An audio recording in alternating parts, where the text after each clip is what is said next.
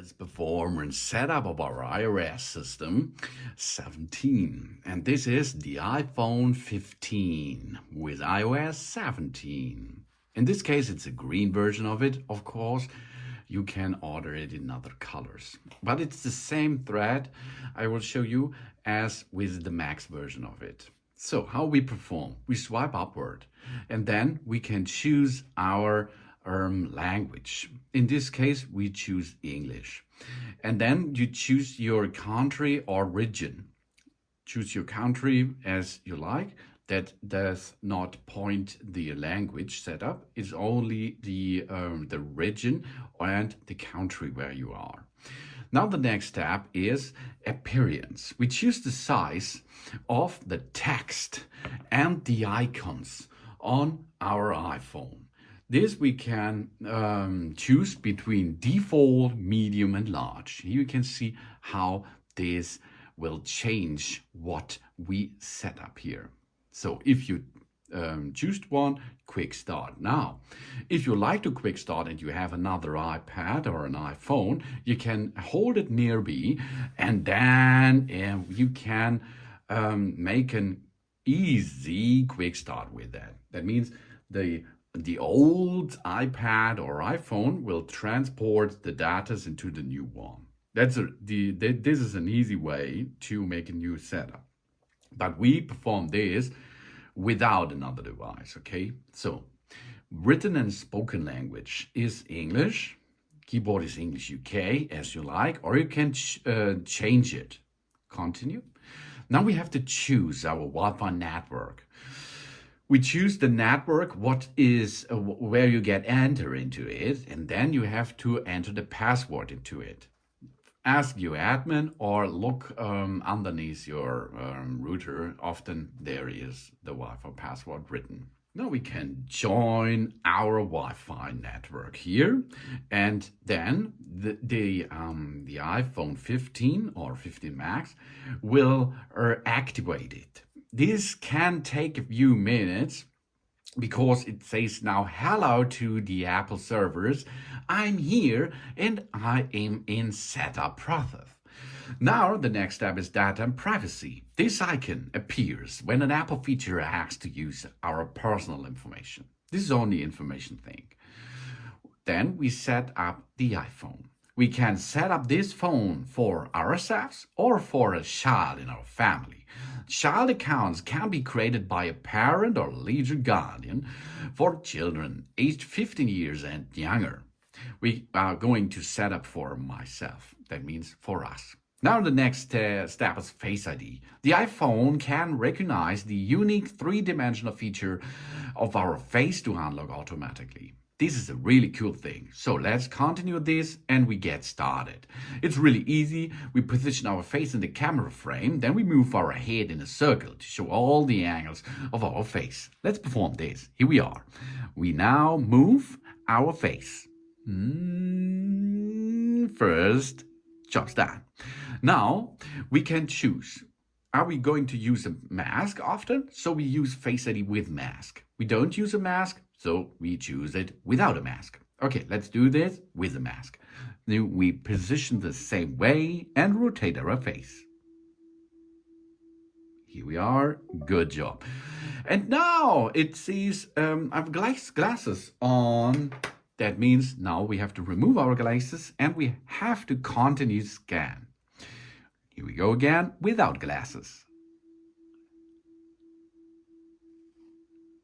Good job. Oh yeah, now I can use my glasses again. So Face ID is now set up. Ooh, that's good. But we will need an iPhone passcode. The Face ID provides convenient and secure access by recognizing our face. Occasionally, our passcode will be required for validation. For example, if you reboot the system. You choose not mine, that's not a good passcode, of course. Use it anyway, but you will make a better passcode, okay? This passcode is not the Apple ID passcode, of course. This is the unique passcode for this phone. Now we can transfer our apps and data from iCloud backup, if we have one, from another iPhone, if we have one, or from a Mac or a personal computer, if we have one, or from our Android. This is only once possible if you're in the setup process. You can transfer Android account and Android data into your phone. Don't transfer anything because we are going to make a clear setup now. Now we need an Apple ID. The Apple ID is the entry key into the Apple world. It's for free. The phone is expensive enough, isn't it? So we can create an Apple ID for free by forgetting password or don't have an Apple ID. And then you will get, or you have to use your email or phone number for it, and a passcode, which you create while you create an Apple ID. And this we have to enter here, and then we can continue with the setup process. Here we are, now terms and conditions. Read them very well and then we can agree this. So now we are signing in. That means our Apple ID is now syncing with the iPhone 15 or 15 Max.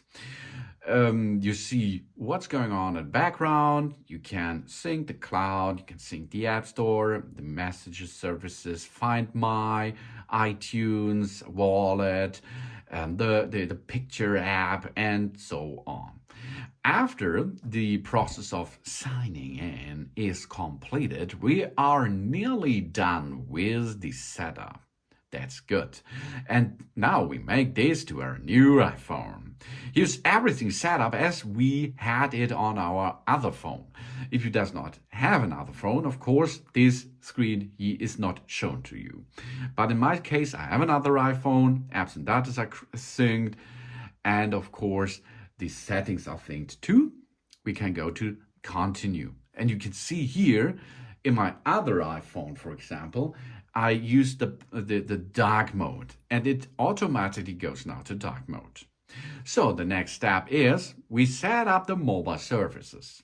We can transfer a phone number from a nearby iPhone or scan a QR code from our network provider.